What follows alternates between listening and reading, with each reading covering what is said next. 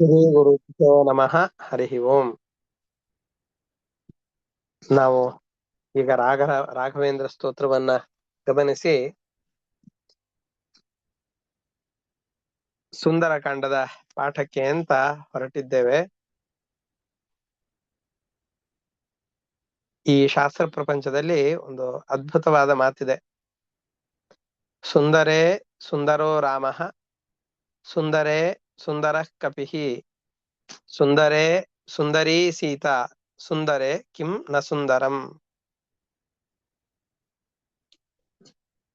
ಈ ಸುಂದರಕಾಂಡ ಅನ್ನುವಂತಹದ್ದು ರಾಮಾಯಣದಲ್ಲಿ ಬರುವಂತಹ 7ನೇ ಕಾಂಡ.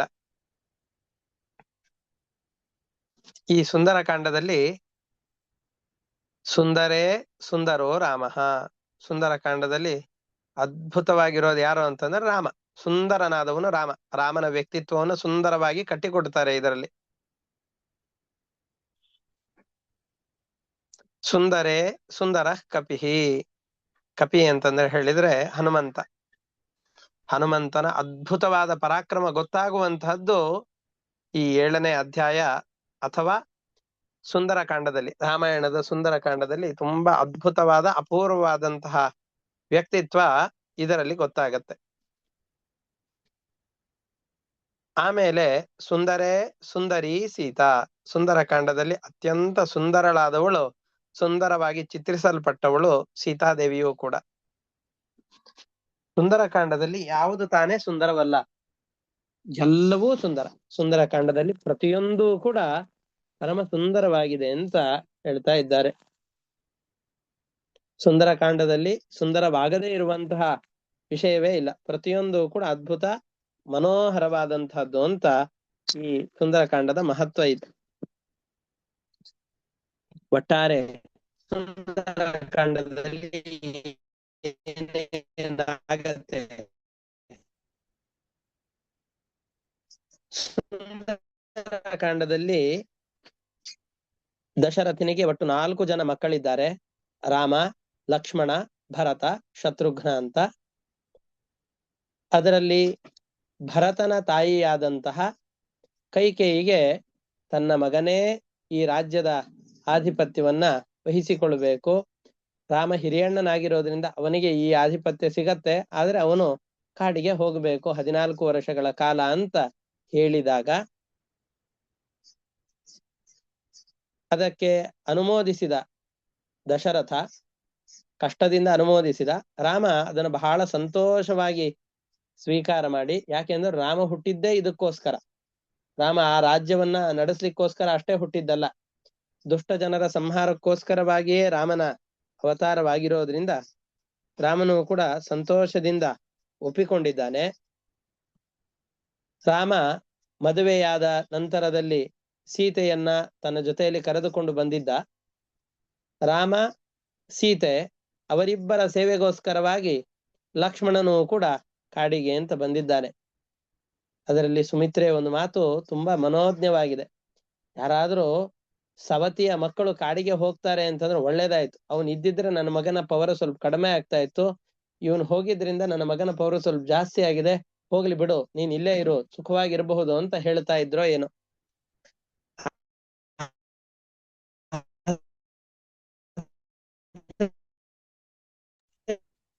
ಬ್ರೇಕ್ ಆಗ್ತಿದೆ ಗುರುಗಳೇ ವಾಯ್ಸು. ಗುರುಗಳೇ, ಸುಮಿತ್ರೆ ಕಾಡಿಗೆ ಹೋಗುವ ಸಂದರ್ಭ ತನ್ನ ತಾಯಿ ಒಪ್ಪಿಗೆ ಕೊಡ್ತಾಳೋ ಇಲ್ವಾ? ಈಗ ಕೇಳಿಸ್ತಾ ಇದೆಯಾ? ಈಗ ಸರಿ ಆಯ್ತು, ಈಗ ಸರಿ ಆಯ್ತು.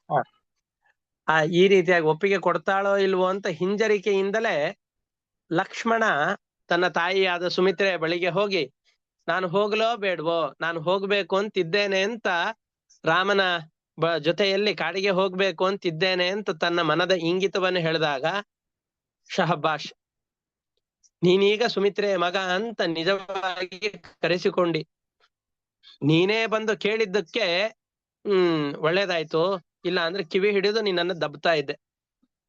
ರಾಮನನ್ನ ನೋಡಿಕೊಳ್ಳಿ, ಯಾಕೆ ಅಂತಂದ್ರೆ ನಿನ್ನನ್ನು ಹಡೆದಿದ್ದೇ ರಾಮನನ್ನ ಸೇವೆ ಮಾಡ್ಲಿಕ್ಕೋಸ್ಕರವಾಗಿ. ನಾನು ಸೃಷ್ಟಸ್ತ್ವಂ ವನವಾಸಾಯ ಅಂತ ಸುಮಿತ್ರೆಯೇ ತನ್ನ ಮಗನಾದ ಲಕ್ಷ್ಮಣನಿಗೆ ಹೇಳ್ತಾಳೆ. ವಸ್ತುತಃ ಸವತಿಯ ಮಕ್ಕಳು ಇಬ್ರು, ರಾಮ ಮತ್ತು ಲಕ್ಷ್ಮಣರು ಒಂದೇ ಗರ್ಭದಲ್ಲಿ ಹುಟ್ಟಿದವರಲ್ಲ, ಅಣ್ಣ ತಮ್ಮಂದಿರಲ್ಲ, ಆ ತರದ ಅಣ್ಣ ತಮ್ಮಂದಿರಲ್ಲ. ರಾಮ ಒಬ್ಬನೇ ಕೌಸಲ್ಯೆಯ ಮಗ. ಆದ್ರೆ ಸುಮಿತ್ರೆ, ರಾಮ ಕಾಡಿಗೆ ಹೋಗ್ತಾ ಇದ್ದಾನೆ, ಅವನ ಸೇವೆಗೆ ನಾನು ಹೋಗ್ತೇನೆ ಅಂತ ಹೇಳಿದ್ರೆ, ನಿನ್ನೇನು ಹೆತ್ತಿದ್ದ ಅರಮನೆಯಲ್ಲಿ ಇರ್ಲಿಕ್ಕೆ ಅಂತ ಅಂದುಕೊಂಡಿದ್ದೀಯಾ? ಅಲ್ಲ, ನಿನ್ನನ್ನ ಹೆತ್ತಿದ್ದೆ ರಾಮನ ಸೇವೆಗೆ. ವನವಾಸಕ್ಕೆ ಹೋಗ್ಬೇಕು ಅಂತಾನೆ ನಿನ್ನನ್ನ ಹಡದಿದ್ದು, ಇಲ್ಲಿರಬೇಡ, ನೀನು ಹೋಗು ಅಂತ ಹೇಳಿದಾಗ ಭರತ ಈ ಲಕ್ಷ್ಮಣ ಬಹಳ ಸಂತೋಷ ಪಡ್ತಾನೆ. ಇಂತಹ ತಾಯಿಯನ್ನ ಪಡೆದಂತಹ ಧನ್ಯ ಅಂತ ಅವನು ಸಂತೋಷ ಪಟ್ರೆ, ಇಂತಹ ಮಗನನ್ನ ಪಡೆದ ನಾನು ಧನ್ಯಳು ಅಂತ ಅವಳು ಸಂತೋಷ ಪಡ್ತಾ ಇದ್ದಾಳೆ. ಹೀಗೆ ರಾಮ ಲಕ್ಷ್ಮಣ ಸೀತೆಯನ್ನ ಕರೆದುಕೊಂಡು ಕಾಡಿಗೆ ಹೋಗ್ತಾ ಇದ್ದಾರೆ. ಭರತನು ಸಾಮಾನ್ಯ ರಾಮನ ಭಕ್ತನಲ್ಲ, ಮಹಾರಾಮನ ಭಕ್ತ. ಅಣ್ಣ ಅಂತಂದ್ರೆ ಅಷ್ಟು ಪ್ರೀತಿ. ಅದಕ್ಕೋಸ್ಕರ ಅವನು ರಾಜ್ಯಕ್ಕೆ ಬಂದ ತತ್ಕ್ಷಣದಲ್ಲಿ ಈ ಎಲ್ಲ ಘಟನೆಗಳಾದಾಗ ಭರತ ಮತ್ತು ಶತ್ರುಘ್ನರು ರಾಜ್ಯದಲ್ಲಿ ಇರ್ಲಿಲ್ಲ, ಅವರ ಮಾವನ ಮನೆಯಲ್ಲಿ ಇದ್ರು. ಅಂತಂದ್ರೆ ಕೈಕೇಯಿಯ ತಂದೆಯ ಮನೆಯಲ್ಲಿ ಅವರಿಬ್ರು ಇದ್ರು. ಪ್ರಾಯಶಃ ಅವರು ಬೆಳೀತಾ ಇದ್ದಿದ್ದು ಅಲ್ಲಿಯೇ. ಇಲ್ಲಿ ದಶರಥ ಸತ್ತಿದ್ದಾನೆ ಎನ್ನುವ ಸುದ್ದಿ ಗೊತ್ತಾದಾಗ ಆ ಸುದ್ದಿಯನ್ನ ಕೇಳಿದಂತಹ ಭರತ ಓಡಿ ಬರ್ತಾ ಇದ್ದಾನೆ. ಏನಾಗಿದೆ, ನನ್ನನ್ನು ಯಾಕೆ ಕರೀತಾ ಇದ್ದಾರೆ? ಊರನ್ನೆಲ್ಲ ನೋಡಿದರೆ ಸ್ಮಶಾನ ಮೌನವಿದೆ. ದಶರಥ ಸತ್ತಿದ್ದಾನೆ ಅಂತ ಗೊತ್ತಾಯ್ತು. ಅಣ್ಣ ಎಲ್ಲಿದ್ದಾನೆ ಅಂತ ಹುಡುಕಿದಾಗ ತನ್ನ ತಾಯಿಯ ಈ ಎಲ್ಲ ಕಾರ್ಯಗಳು ಕೂಡ ಗೊತ್ತಾದಾಗ ತಾಯಿಯನ್ನ ಚೆನ್ನಾಗಿ ಬೈತಾನೆ. ರಾಮನನ್ನ ಕಳಿಸಿದ ಕಾರಣದಿಂದಾಗಿ ರಾಮನ ಮೇಲೆ ಬಹಳ ಪ್ರೀತಿ ಭರತನಿಗೆ. ಅಂತಹ ವ್ಯಕ್ತಿ ರಾಜನಾಗಬೇಕಾದಂತಹ ಸಂದರ್ಭದಲ್ಲಿ ಅವನನ್ನ ಕಾಡಿಗೆ ಕಳಿಸಿದ್ದೆ ಅಂತ ತಾಯಿಯ ಮೇಲೆ ಬಹಳ ಸಿಟ್ಟನ್ನ ಮಾಡಿಕೊಳ್ತಾನೆ. ಸಿಟ್ಟನ್ನ ಮಾಡಿಕೊಂಡು, ನಾನು ರಾಮನನ್ನ ಕರೆದುಕೊಂಡು ಬಂದೇ ಸಿದ್ಧ ಅಂತಂದುಕೊಂಡು ರಾಮ ಯಾವ ಮಾರ್ಗದಲ್ಲಿ ವನವಾಸಕ್ಕೆ ತೆರಳಿದ್ದಾನೋ ಅದೇ ಮಾರ್ಗದಲ್ಲಿ ಹೋಗಿ ರಾಮನ ಭೇಟಿಯಾಗಿ, ನೀನು ಬರ್ಲೇಬೇಕು, ಇಲ್ಲ ನಾನು ಇಲ್ಲಿಂದ ಒಂದು ಹೆಜ್ಜೆಯೂ ಕದಲೋದಿಲ್ಲ ಅಂತ ಹೇಳಿದಂತಹ ಮಹಾಧೀರ ಭರತ. ರಾಮ, ಇಲ್ಲ, ನಾನು ತಂದೆಗೆ ಮಾತನ್ನು ಕೊಟ್ಟಿದ್ದೇನೆ, ಅದಕ್ಕೋಸ್ಕರ ನಾನು ಬರಲಾರೆ ಅಂತ ಅಲ್ಲಿ ಹೇಳ್ತಾ ಇದ್ದಾನೆ. ನಾವೆಲ್ಲ ಅಣ್ಣ ತಮ್ಮಂದಿರೆಲ್ಲ ಆಸ್ತಿ ನನಗ್ಬೇಕು ಅಂತ ಹೊಡೆದಾಡಿಕೊಳ್ಳೋದನ್ನ ಜಗತ್ತಿನಲ್ಲಿ ನೋಡ್ತಾ ಇದ್ರೆ, ನಾನು ರಾಜನಾಗೋದಿಲ್ಲ, ನೀನು ರಾಜನಾಗು, ನೀನು ರಾಜನಾಗೋದಿಲ್ಲ, ನಾನು ರಾಜನಾಗೋದಿಲ್ಲ, ನೀನು ರಾಜನಾಗು ಅಂತ ಈ ರೀತಿಯಾಗಿ ಹೊಡೆದಾಡಿಕೊಳ್ಳೋದು ಅಂದ್ರೆ ಪರಸ್ಪರ ವಿವಾದ ಮಾಡಿಕೊಂಡಂತಹ ಸಂದರ್ಭ ಇದು ಒಂದೇ ಒಂದು ಭಾರತದ ಇತಿಹಾಸದಲ್ಲಿ. ನಮ್ಮೆಲ್ಲರಿಗೂ ಕೂಡ ಆದರ್ಶಪ್ರಾಯವಾದಂತಹ ಅಣ್ಣ ತಮ್ಮಂದಿರ ಅನ್ಯೋನ್ಯವಾದಂತಹ ಸಂಬಂಧ ಇದು. ಆಮೇಲೆ ಕೊನೆಗೆ ಭರತ ಬಲವಂತ ಮಾಡಿದ್ದಕ್ಕೆ ರಾಮ, ಇಲ್ಲ, 14 ವರ್ಷದ ಕಳೆದ ನಂತರದಲ್ಲಿ ಒಂದೇ ಒಂದು ದಿವಸವೂ ಕಾಯೋದಿಸೋದಿಲ್ಲ, ನಾನು ರಾಜ್ಯಕ್ಕೆ ಬಂದು ರಾಜ್ಯಭಾರವನ್ನು ಮಾಡ್ತೇನೆ ಅಂತ ಹೇಳಿ ತನ್ನ ಪಾದುಕೆಗಳನ್ನ ಭರತ ಬೇಡಿದಾಗ ಪಾದುಕೆಗಳನ್ನು ಕೊಡ್ತಾನೆ. ಭರತ ಅಂದಿನಿಂದ ಎಂದಿಗೂ ಆ ಅಯೋಧ್ಯೆಯನ್ನು ಪ್ರವೇಶವೇ ಮಾಡ್ಲಿಲ್ಲ. ಅಯೋಧ್ಯೆಯ ಸಮೀಪದಲ್ಲಿ ನಂದಿಗ್ರಾಮ ಅಂತ ಒಂದು ಊರಿತ್ತು. ಆ ನಂದಿಗ್ರಾಮ ಎಂಬಂತಹ ಊರಿನಲ್ಲಿಯೇ ವಾಸ ಮಾಡಿಕೊಂಡು ಆ ಪಟ್ಟದ ಸಿಂಹಾಸನದಲ್ಲಿ ರಾಮನ ಪಾದುಕೆಗಳನ್ನಿಟ್ಟು ತಾನು ಅದರ ಸೇವಕನಾಗಿದ್ದುಕೊಂಡೇ ರಾಜ್ಯವನ್ನು ನಡೆಸಿದನೇ ಹೊರತಾಗಿ ಒಂದೇ ಒಂದು ದಿವಸದಲ್ಲೂ ಕೂಡ ಭರತ ಪಟ್ಟಾಭಿಷಿಕ್ತನಾಗ್ಲೇ ಇಲ್ಲ, ರಾಜನಾಗ್ಲೇ ಇಲ್ಲ. ಅಷ್ಟು ರಾಮನ ಮೇಲೆ ಅವನಿಗೆ ಭಕ್ತಿ ಪ್ರೀತಿ. ಹೀಗೆ ಭರತ ರಾಮನ ಪಾದುಕೆಗಳನ್ನು ತೆಗೆದುಕೊಂಡು ಹೋಗಿದ್ದಾನೆ. ರಾಮ ಲಕ್ಷ್ಮಣ ಸೀತೆಯರು ವನವಾಸದಲ್ಲಿ ಅನೇಕ ವರ್ಷಗಳ ಕಾಲ ಕಳೆದಿದ್ದಾರೆ. 13ನೇ ವರ್ಷದ ಕೊನೆಯ ಕಾಲದಲ್ಲಿ, 13 ವರ್ಷ ತುಂಬಿದೆ, 14ನೇ ವರ್ಷ ವನವಾಸ ಮುಗಿಬೇಕು. ಆ ಸಂದರ್ಭದಲ್ಲಿ ರಾವಣ ಬಂದು ಸೀತಾಕೃತಿಯನ್ನ ಅಪಹಾರ ಮಾಡಿಕೊಂಡು ಹೋಗಿದ್ದಾನೆ. ಸೀತೆಯನ್ನಲ್ಲ, ಸೀತೆ ಆಗಲೇ ಕೈಲಾಸಕ್ಕೆ ಹೋಗಿಬಿಟ್ಟಿದ್ಲು. ಅದನ್ನ ಆ ಕಥೆ ಇನ್ನೊಮ್ಮೆ ಹೇಳುತ್ತೇನೆ. ಇಲ್ಲಿ ಇದ್ದಿದ್ದು ಸೀತೆಯ ಆಕೃತಿ ಅಷ್ಟೆ. ಆ ಆಕೃತಿಯನ್ನ ರಾವಣ ಅಪಹಾರ ಮಾಡಿಕೊಂಡು ಹೋಗಿದ್ದಾನೆ. ಆದ್ರೆ ರಾಮ ಆ ಸೀತಾಕೃತಿಯನ್ನ ತನ್ಮೂಲಕವಾಗಿ ತನ್ನ ಪತ್ನಿಯಾದ ಸೀತೆಯನ್ನು ಕರೆದುಕೊಂಡು ಬರಬೇಕು ಅನ್ನುವ ಉದ್ದೇಶದಿಂದ ಸೀತೆಯನ್ನ ಹುಡುಕುವ ರೀತಿಯಲ್ಲಿ ಎಲ್ಲ ಕಡೆಯಲ್ಲಿ ಸಂಚಾರ ಮಾಡ್ತಾ ಇದ್ದಾನೆ. ಆ ಸಂದರ್ಭದಲ್ಲಿ ಸುಗ್ರೀವನ ಜೊತೆಯಲ್ಲಿ ಅವನಿಗೆ ಸಖ್ಯವಾಗಿದೆ. ಸುಗ್ರೀವನಿಗೆ ವಿರೋಧಿಯಾದ ಅವನ ಅಣ್ಣನಾದಂತಹ ವಾಲಿಯನ್ನ ಸಂಹಾರ ಮಾಡಿ ಸುಗ್ರೀವನ ಪತ್ನಿಯಾದಂತಹ ತಾರೆಯನ್ನ ಮರಳಿ ಅವನಿಗೆ ಕೊಟ್ಟಿದ್ದಾರೆ, ದೊರಕಿಸಿ ಕೊಟ್ಟಿದ್ದಾನೆ. ನಂತರದಲ್ಲಿ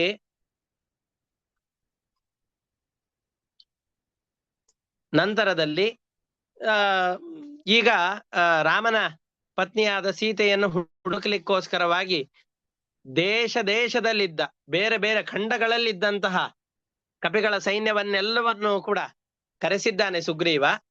4 ದಿಕ್ಕುಗಳಿಗೆ ಆ ಕಪಿಗಳ ಸೈನ್ಯವನ್ನ ಹಂಚಿ ಕಳಿಸಿದ್ದಾನೆ. ಅದರಲ್ಲಿ ದಕ್ಷಿಣ ದಿಕ್ಕಿಗೆ ಹನುಮಂತ, ವಾಲಿಯ ಮಗನಾದಂತಹ ಅಂಗದ, ಜಾಂಬವಂತರೇ ಮೊದಲಾದಂತಹ ಮಹಾ ಕಪಿವೀರರು ಬಂದಿದ್ದಾರೆ. ಬಂದಂತಹ ಸಂದರ್ಭದಲ್ಲಿ ಈ ಸಮುದ್ರದ ತೀರಕ್ಕೆ ಬಂದಾಗ ಇನ್ನು ಸೀತೆ ಸಿಗಲಾರರು, ಇಲ್ಲಿವರೆಗೂ ಗೊತ್ತಾಗಿಲ್ಲ ಅಂತ ಹೇಳಿದಾಗ ಅಲ್ಲಿ ಒಂದು ಪಕ್ಷಿಯ ಸಂಪರ್ಕವಾಗತ್ತೆ. ಆ ಪಕ್ಷಿಯ ಮುಖಾಂತರವಾಗಿ ಜಟಾಯುವಿನ ಸಂಪರ್ಕವಾಗತ್ತೆ. ಅದರ ಮುಖಾಂತರವಾಗಿ ಸೀತೆ ಎಲ್ಲಿದ್ದಾಳೆ, ಅಯೋಧ್ಯೆಯಲ್ಲಿದ್ದಾಳೆ ಅಂತ, ಇದು ಅಶೋಕವನದಲ್ಲಿ ರಾವಣನ ಸುಪರ್ದಿಯಲ್ಲಿ ಇದ್ದಾಳೆ ಅಂತ ಗೊತ್ತಾದಾಗ ಹಾಸು ಮಾಡ್ತಾರೆ. ಹೌದು, ಸಮುದ್ರವನ್ನು ದಾಟಬೇಕು. ಹೌದು, ಸುಗ್ರೀವ ಒಂದು ಮಾತನ್ನು ಕೊಟ್ಟಿರ್ತಾರೆ, 30 ದಿನದ ಒಳಗಡೆಯಲ್ಲಿ ಸೀತೆ ಎಲ್ಲಿದ್ದಾಳೆ ಅನ್ನುವ ವಿಷಯವನ್ನ ತಿಳಿದು ರಾಮನ ಮುದ್ರಿಕೆಯನ್ನ ಸೀತೆಗೆ ಕೊಟ್ಟು ಆ ಸೀತೆಯ ಸಂದೇಶವನ್ನ ತೆಗೆದುಕೊಂಡು ಬರಬೇಕು ಅಂತ ಹೇಳಿರ್ತಾರೆ. ಆಗಲೇ 30 ದಿವಸಗಳು ಕಳೆದು ಹೋಗಿದೆ. ಇವತ್ತಿನ ರಾತ್ರಿ ಕಳೆದು ಮರುದಿನ ಆಯ್ತು ಅಂತಂದ್ರೆ ಸುಗ್ರೀವನ ಬಳಿಯಲ್ಲಿ ನಾವು ಹೋಗ್ಬೇಕು. ನಾವೇನಾದ್ರೂ ಕೆಲಸ ಸಾಧಿಸಿಕೊಂಡು ಹೋಗಿಲ್ಲ ಅಂತಂದ್ರೆ ನಮ್ಮೆಲ್ಲರ ತಲೆಯನ್ನು ಸುಗ್ರೀವ ಕಡಿದು ಬಿಡ್ತಾನೆ. ಒಂದೇ ಒಂದು ರಾತ್ರಿಯ ಕಾಲ ಅವಕಾಶ ಇದೆ. ಯಾರು ಹೋಗ್ತಾರೆ ಅಲ್ಲಿಗೆ ಹೋಗಿ ಸೀತಾಮಾತೆಯನ್ನು ಭೇಟಿಯಾಗಿ ಯಾರು ಬಂದು ನಮಗೆ ಸುದ್ದಿಯನ್ನು ಒಪ್ಪಿಸ್ತಾರೆ ಅಂತ ಎಲ್ಲರೂ ಹುಡುಕ್ತಾ ಇದ್ದಾಗ ಒಬ್ಬೊಬ್ಬರಿಗೆ ತಮಗೆ ಎಷ್ಟೆಷ್ಟು ಸಾಮರ್ಥ್ಯ ಇದೆ ಅಂತ ವಿಚಾರ ಮಾಡ್ತಾರೆ. 100 ಯೋಜನದಷ್ಟು ದೂರದಲ್ಲಿ ಇರುತ್ತೆ ಲಂಕಾಪಟ್ಟಣ. ಒಬ್ಬೊಬ್ಬರು ತಮ್ಮ ಸಾಮರ್ಥ್ಯ ಎಷ್ಟಿದೆ, 10 ಯೋಜನ, 20 ಯೋಜನ, 30 ಯೋಜನ, 40, 50, 60, 70, 80, 90, 96 ಯೋಜನದವರೆಗೂ ಹಾರೋರು ಇರ್ತಾರೆ. ಅದರಲ್ಲಿ ವಾಲಿಯ ಮಗ ಅಂಗದ, ನಾನು 100 ಯೋಜನದಷ್ಟು ಹಾರ್ತೇನೆ, ಹಾರಿದ ಮೇಲೆ ಏನ್ ಮಾಡ್ಬೇಕು ಅಂತ ಗೊತ್ತಿಲ್ಲ ಅಂತ ಹೇಳ್ತಾನೆ. ಆ ಸಂದರ್ಭದಲ್ಲಿ ಹನುಮಂತನನ್ನ ಎಲ್ಲರೂ ಕೂಡ ಕೊಂಡಾಡ್ತಾರೆ. ನೀನೊಬ್ಬನೇ ಸಮರ್ಥ, ನೀನು ಈ ಸ್ಥಳದಿಂದ ಆ ಸ್ಥಳಕ್ಕೆ ಹೋಗಿ ಅಲ್ಲಿರುವ ಸೀತೆಯ ದರ್ಶನವನ್ನ ಮಾಡಿಕೊಂಡು ಅವಳಿಂದ ಸಂದೇಶವನ್ನ ಪಡೆದುಕೊಂಡು ಬಾ ಅಂತ ಹೇಳಿದಾಗ ಹನುಮಂತ ಆ ಕ್ಷಣದಲ್ಲಿ ಸಮುದ್ರದಿಂದ ಹೊರಟು ಆ ಒಂದು ರಾತ್ರಿಯಲ್ಲಿ ಸೀತೆಯನ್ನ ಭೇಟಿಯಾಗಿ ಇಡೀ ಲಂಕಾಪಟ್ಟಣವನ್ನು ಸುಟ್ಟು ಸೀತಾಮಾತೆಯಿಂದ ಮುದ್ರಿಕೆಯನ್ನ ಪಡೆದುಕೊಂಡು ಬಂದು ರಾಮನಿಗೆ ಅರ್ಪಿಸಿದಂತಹ ಕಥೆ. ಕೇವಲ ಒಂದು ರಾತ್ರಿಯಲ್ಲಿ ಆದಂತಹ ಕಥೆ ಏನಿದೆಯೋ ಇದು ಸುಂದರಕಾಂಡ.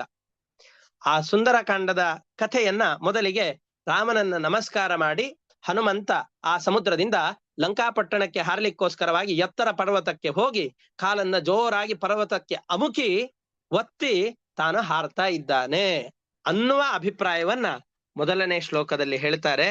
ಅದನ್ನ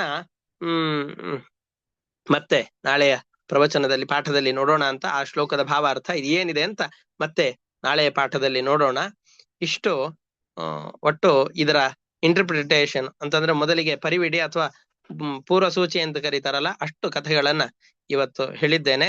ನಾಳೆ ಮುಂದೆ ಆ ರಾಮಾಯಣದ ಸುಂದರಕಾಂಡದ ವಿವರಣೆಯನ್ನ ನೋಡ್ತಾ ಹೋಗೋಣ. ಆ ಶ್ಲೋಕದ ಭಾವಾರ್ಥವನ್ನು ಬರೆಸಿ ನಂತರದಲ್ಲಿ ಆ ಶ್ಲೋಕದ ತಾತ್ಪರ್ಯವನ್ನು ಹೇಳ್ತಾ ಹೋಗ್ತೇನೆ. ಹರಯೇ ನಮಃ. ಶ್ರೀಕೃಷ್ಣ ಅರ್ಪಣಮಸ್ತು.